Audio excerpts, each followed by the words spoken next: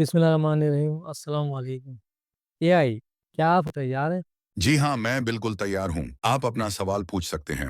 Question number 1، اگر سب کچھ پہلے سے ہی تقدیر میں لکھا ہے تو اعمال کا ذمہ دار انسان کیسے؟ یہ ایک بڑا گہرا اور سوچنے والا سوال ہے جو اکثر لوگوں کے ذہن میں آتا ہے۔ اسلام کے مطابق اللہ نے انسان کو عقل اور اختیار دیا ہے کہ وہ اپنی زندگی کے فیصلے خود کرے۔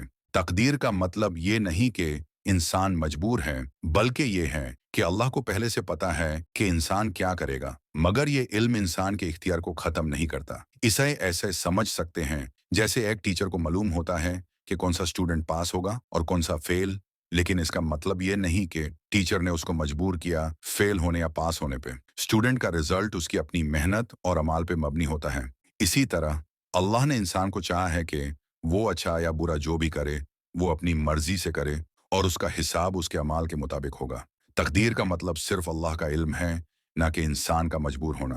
کوشچن نمبر 2، اگر پہلے سے ہی تقدیر میں لکھ دیا گیا ہے تو پھر دعا کا حکم کیوں دیا گیا ہے؟ دعا انسان کی زندگی کا ایک اہم حصہ ہے۔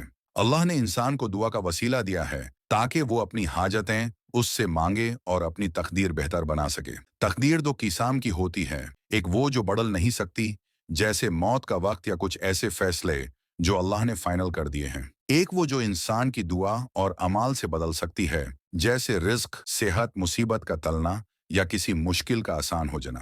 ایک مثال لیں، اگر کسی کو کوئی مصیبت آنی ہے مگر وہ اللہ سے دل سے دعا کرے اور نیکی کرے تو ہو سکتا ہے اللہ اس کی دعا کی وجہ سے اس مصیبت کو ہٹا دے یا اسے آسان کر دے۔